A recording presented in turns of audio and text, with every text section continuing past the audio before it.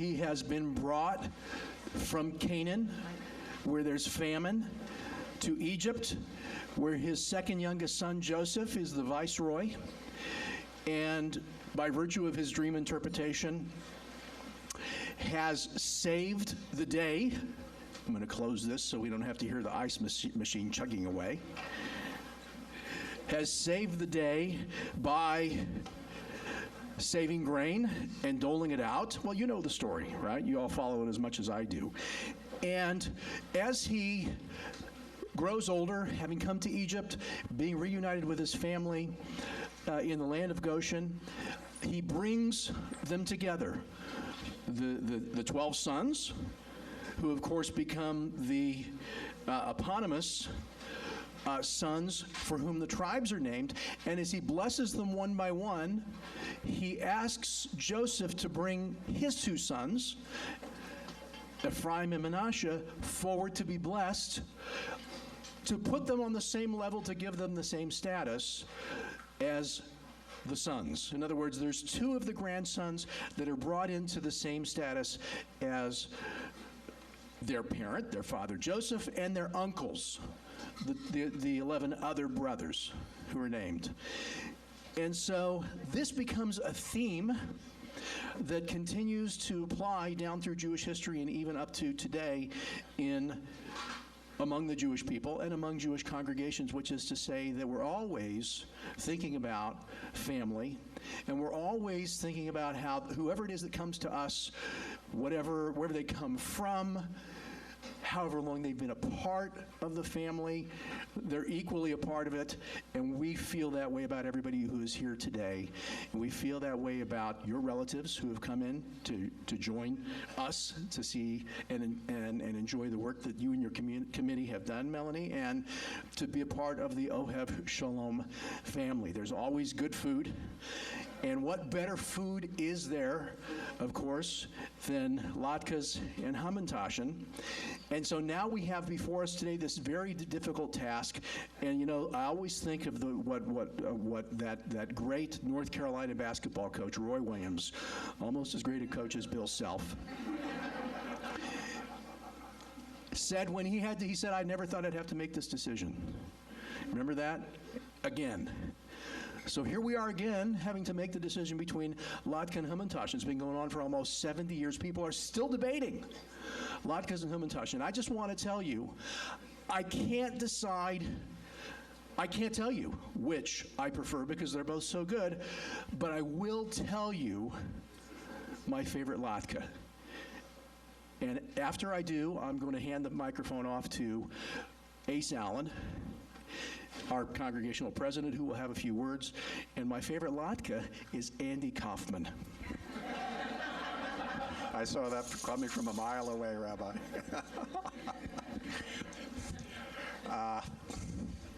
What a wonderful day. What a wonderful afternoon, a warm place on a snowy day, a cold, snowy day.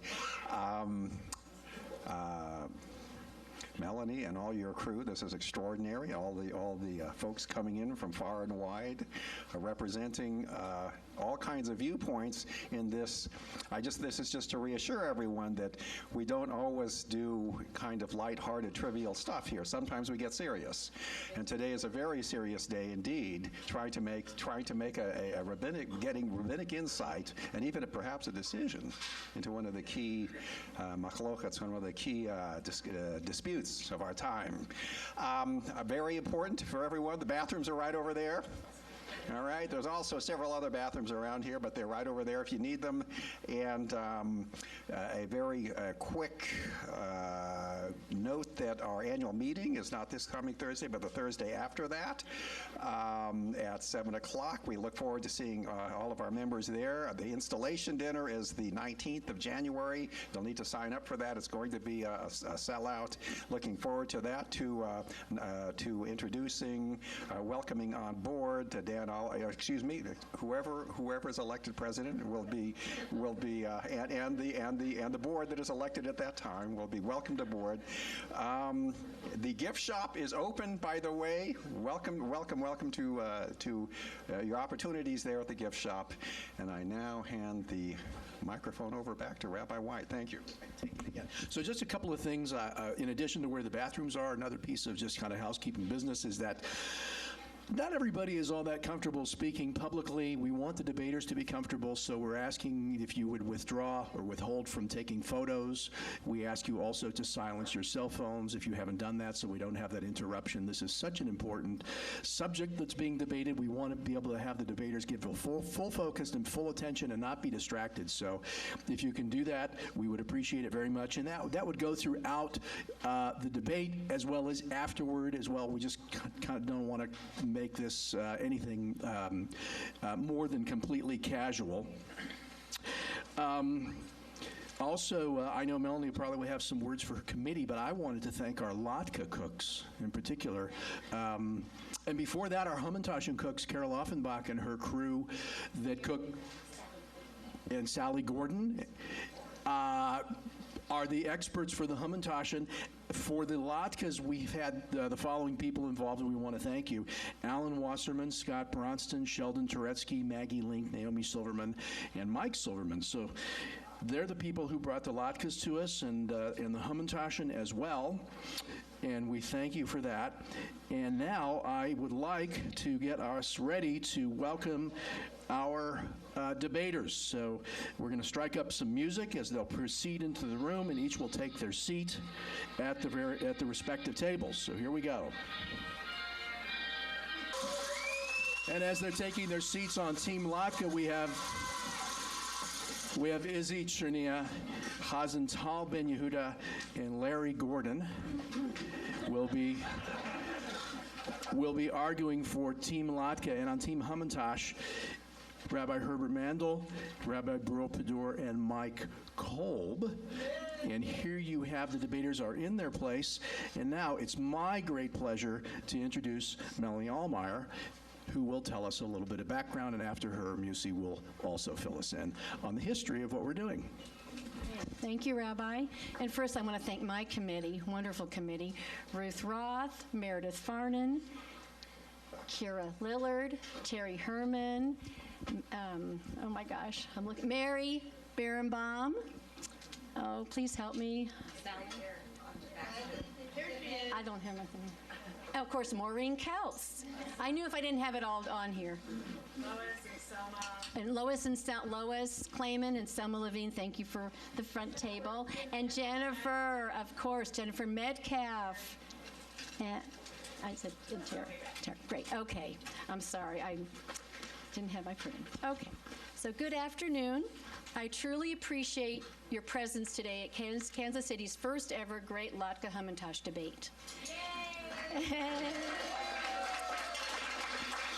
This is bittersweet for me and my family because we deeply miss my beloved aunt, Dr. Ruth Cernea, whose inspiration, diligent work, and legacy brought us our special program this afternoon.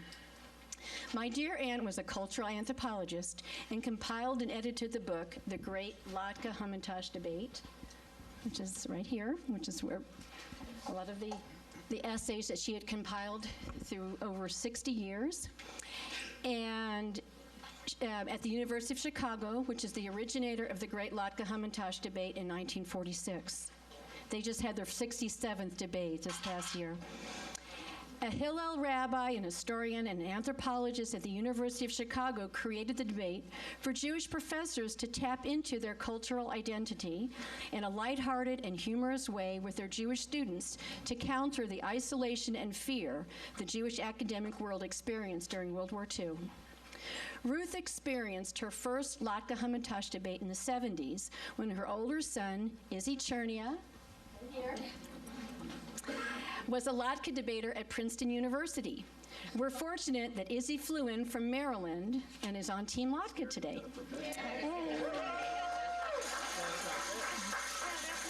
Her younger son, Andrew, raise your hand, is here from Florida, and her husband, Musi. You'll hear of in just a minute. Yay! Flew in from Maryland also. Ruth also wrote the Passover Seder, Afikomen in Exile, which is actually her PhD thesis. A lot of the symbolism of the Seder. And she also wrote Almost Englishmen, Baghdadi Jews in British Burma, which is this book right here. Wonderful book about the history of the Jews that came from Baghdad that were living in Burma. And also, along with many other scholarly articles. She was the International Director of Publications and Resources at the Hillel Foundations and the editor of the Hillel Guide to Jewish Life on Campus. Ruth loved Kansas City, lived here for a short time, and visited frequently. Her parents, my grandparents, Mary and Julius Gruber of blessed memory, lived in Prairie Village and were members here at Ohev Sholom. Her older sister and brother-in-law, Irma and Erwin Waxman, raise your hands, my parents, live here along with her nieces, nephews-in-law, great-nieces, and great-nephew. And my sister and brother-in-law, Rachel and Doug Brayfogle, are here. One of my fondest memories is my aunt's insistence that I bring her and my grandma to the program Ruach for Research, sponsored by Hadassah and the Rabbinical Association. I was involved with the program, so I wasn't sure how much time I could spend with them. My aunt blended right in as she met people while handing out programs, and my grandma was very well taken care of by Marion Kaplan, Marion, who's our current Kansas City's chapter of Hadassah. My aunt was my very dear friend and cheerleader. Her engaging personality, goodness, tenacity, intelligence, curiosity, worldliness, love of family, and Jewish tradition always encouraged me to pursue my dreams and strengthen my knowledge of Jewish communities throughout the world. Her very thoughtful and generous gifts, which include Dan's, my husband Dan over here, and my daughter Naomi. Our ketubah, my and my children's Kiddush cups given to us at our bat and bar mitzvahs, loving notes, beautiful jewelry, like the piece I'm wearing right now that she gave this to me for a special birthday from Nepal, and many books are physical reminders of her legacy. I feel very fortunate to have had her in my life and now in my heart. It is my sincere pleasure to introduce my uncle, Dr. Musi Cernea, retired sociologist from the World Bank and currently a senior fellow at the Brookings Institution in Washington, D.C., to give you more background about the compiling and editing of the book, The Great Latke Hamantash Debate.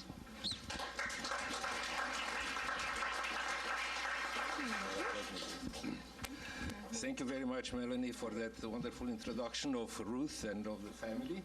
And I'd like, in my own name, to also express my thanks to all of you who came here to participate in a celebration which is very dear to our family. Celebration of Ruth Fredman Cernea, who has been very closely related to the Jewish community of Kansas City. Just to complement what Melanie said, Ruth came here when she has to deliver her first baby. Her parents lived in Philadelphia, where she was with them, and then they moved here. So she came to deliver her first baby together with her mother and father. So that is what happened here in Kansas City. And her first baby sits there. It's Easy, also known as Jonathan, who in fact is, by right, a citizen of Kansas City, right? Okay, so part of you all. Now, in addition, I'd like to say that we have here another son of Ruth, who is Andrew Fredman, and I introduced him to you. He's a very accomplished person who lives in Florida, but who made a commitment to come next year and be a debater when maybe he doesn't know yet.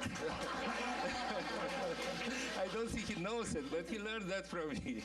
And Melanie told me she'll welcome him next year, and she committed herself to organize. If you like this event, you like the one the next year and participate.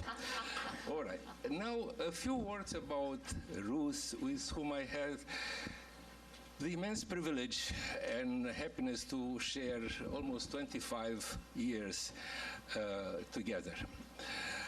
Ruth, as I mentioned, was in Philadelphia. I came here. She was a person who gave of herself all she could to the cause which she was devoted to.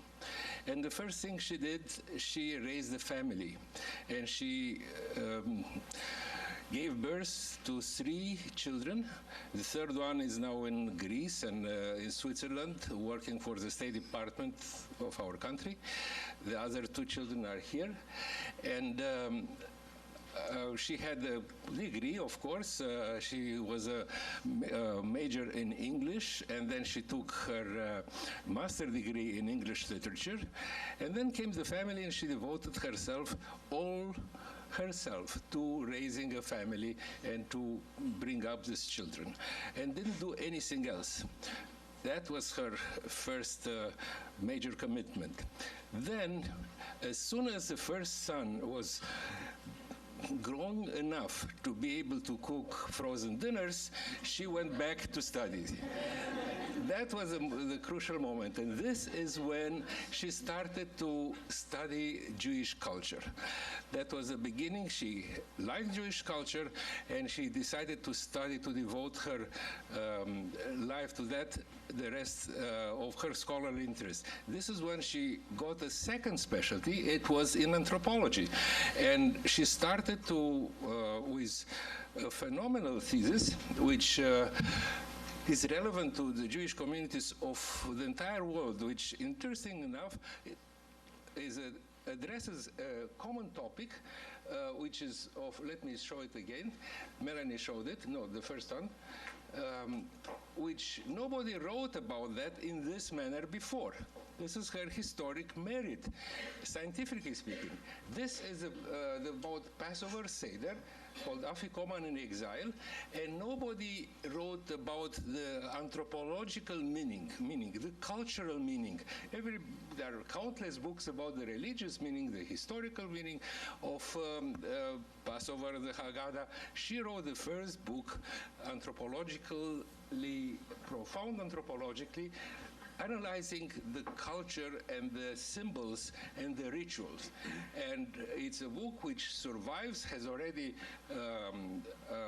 4 or 5 print runs, and is still in print and is used every Passover by many people who didn't know ever Ruth, but her work remains and is alive. Interestingly enough, one of the most important values she talked about in this book was the value of purity. And beside interpreting the rituals, all the rituals of the Passover, she insisted the fact that one ritual which is very often repeated during the Seder is to wash your hands. And she developed from that the idea of purity and how important purity and cleanliness is to the Jewish culture. And this and other ideas in this book were a real contribution to anthropology and to Jewish culture. And the book is probably available here before Passover. Then that book launched her, that this was a simple master thesis, but was good enough to make a book. And that launched her to work in Hillel. On the grounds of that book, Hillel organization hired her as the first director of research and publication nationwide. You know, Hillel groups are in so many campuses, and she was the director of research and publication. And she worked there almost 20 years. And again, in this 20 years, she devoted fully herself to Hillel. And she was make a great contribution to Hillel being what it is today. She was at that time the highest ranking woman in the entire leadership on the national scale of Hillel. She was very talented. Everybody in Hillel all over the country knew her and loved her. She produced then the Jewish Guide on campus, and countless families have benefited from it, learning where to send their children so that they can have Jewish education too. Next, after she finished Hillel, she came back to her interest in the Jewish culture and wrote prepared two other books, one of which is Almost Englishmen, the Jewish community of Burma. And just one word about the significance of that book. There was a Jewish community in Burma created about 180 years ago by the first Jews who came there, which was decimated by the World War II, and there are very few left over. On our honeymoon, we went together to Burma, and we found only a handful of Jews, barely a dozen. But there was a wonderful temple there called Musmeach Yeshua, a huge building, very well maintained by those few Jews who were still alive there. And she decided to research the history of not only the temple, but of the entire Jewish community of Burma over 150 years. Well, she devoted 20 years to research on that. For that, she traveled all over the world where she could find remnants of the Jewish community, starting from India, where many Jews lived, to South Africa, to Australia, to California, to United Kingdom, collecting information, scraps of information, fragmentary. But she put together the only history in existence of a Jewish community who lived in Asia, prospered, and without this book, that history would have been lost. Finally, I'm coming to Latke Hamantash, and about this, a lot of debaters will speak a lot. But Melanie asked me to tell you, how did the book come out? At Hillel, she knew what people do in Hillels all over the country. Yeah, all right, I'm finishing. And you have to know that this book took a number of years, but it contains the contribution of about 60 scholars, academics, Jewish and some not Jewish, who participated in that debate and made a real contribution to Jewish humor. The rest we'll see today. Thank you so much. Thank you, Musi. That frames the occasion and its significance. And now I want to introduce my sidekick, Maureen Keltz, who is going to be our timekeeper. And we are about to start the debate. I have a coin I'm going to flip. Heads, it will be Latke starting, and tails, I'm sorry, Hamantash, it'll be you. We'll see what we get. It landed on its side. Okay, it is tails. I think, is that right? That's a tail. So we are going to allow our debate presentations 5 minutes per debater, and they will be timed by Maureen. There will then be a 2-minute rebuttal for the team, so you'll all have to decide whether it will be multiple people rebutting within 2 minutes from each team, or whether you'll designate someone. Hopefully you've talked about that before when you had your previous meetings. We will then open the floor for audience participation for about 5 minutes, and then we will conduct a vote to see whether it indeed is Hamantashen or indeed is Latke's that turns out to be preferred. And it is quite possible that there will be a tie. I understand it's happened before in other places. We will see. So, without any further ado, we call on the first debater from the Hamantashen team to address us.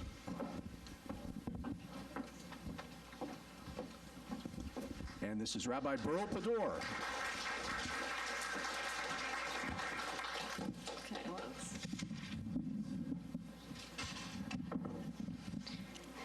Good afternoon, everyone.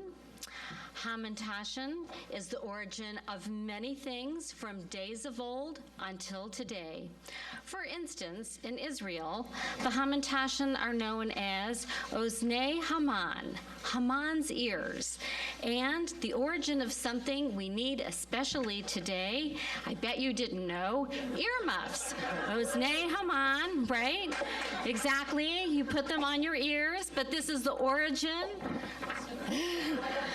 of the earmuffs, and especially if you fill them with red, they are really perfect for, for today, or I bet you didn't know this, actually, they are the origin of the Kansas City Chiefs logo.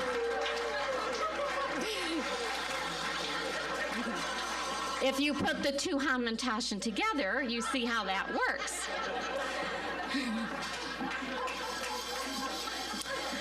Now, one of the most interesting contributions to today is the one of jewelry. So let me show you that you can make beautiful earrings out of the Hamantashen. Yes, just like this. Right? And a beautiful necklace to go with it. But many of our pieces of jewelry for today are made from the Hamantashen model. Yes. And we all know that one of the most important Jewish symbols of the Jewish people is, of course, the two Hamantashen put together.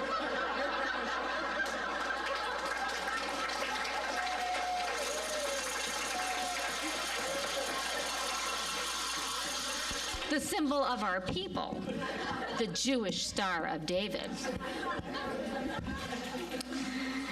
Now, of course, many people have asked me over the years as a rabbi, what did the children of Israel do with the gold from the golden calf after it was melted down when Moses came back from Mount Sinai? Now, many instructions are given in the Torah about how to build the tabernacle, the ark that carried the tablets, and what belonged in the temple, and the attire, the garments to be worn by the high priest, including the breastplate.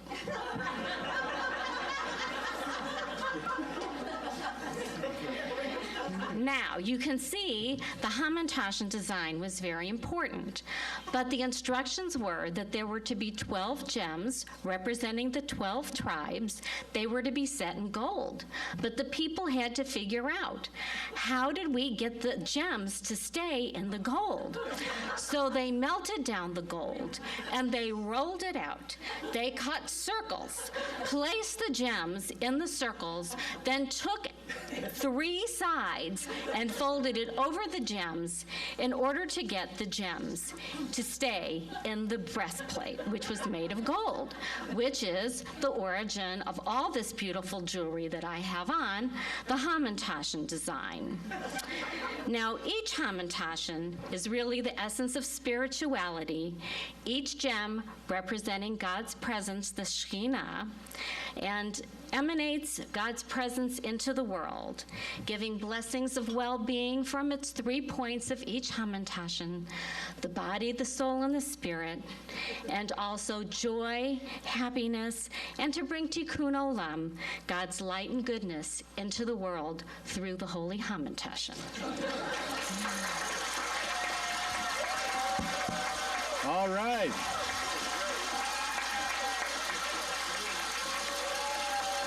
That's Rabbi Burl Pador, who hails from the Conservative Movement's seminary in Los Angeles. I'm a product of the New York seminary, and I always wondered what they taught you guys in L.A. Now I know when you weren't surfing. Okay, let's have somebody from Hazen Ben Tal.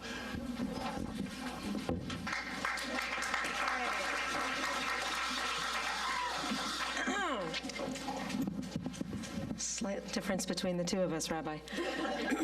Glad I wore my high heels. Me too. So I want to speak with you for a few moments, kind of on a cultural and an anthropological sense of things. First of all, the Latke versus the Hamantashen, you may think there's a lot of different ways that we can compare the two. I want to take one right off the bat. One could say, oh, all the fillings of the Hamantashen, all the different cookie outsides of the Hamantashen, and what cancels that argument out immediately is that you can make latkes out of so many different things. Never mind white potatoes or yellow potatoes or sweet potatoes, but you've got zucchini, you've got grated beets, grated carrots, and I'll get into some other things in a little bit towards the end. And obviously a zillion different types of oils. Let's talk for a moment about the season in which we eat these two foods. What does a Hamantashen have to add to the season in which we eat them?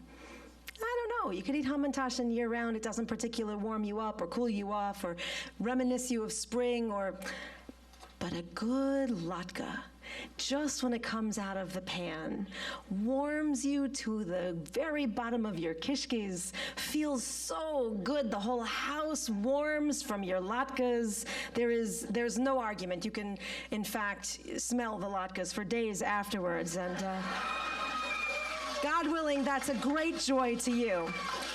But really what it comes down to for me is health, sustenance, and culture. So let's look at, evolutionarily, the makeup of a latke. A latke is made up of oil, salt, and some kind of, I'm going to say usually a carbohydrate, right? I got to tell you something. You look hundreds of thousands of years ago, the man who could bring home to the cave or whatnot oil and salt and carbohydrate enough to make latkes for the family, this man is going to win for himself a wife who is a hard worker with nice wide hips.